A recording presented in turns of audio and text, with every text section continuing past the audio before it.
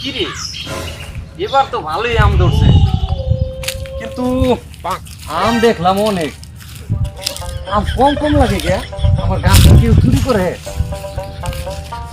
দেখি তো, মনে হয় চুরি করে। চোরের আমার ধরতে হইব। লগে লগে খাই গে, সাইডে লুকাই থাকতে হবে। উঠ মামা, উঠ উঠ মামা, জোরে জোরে, ঠিক আছে, জোরে জোরে।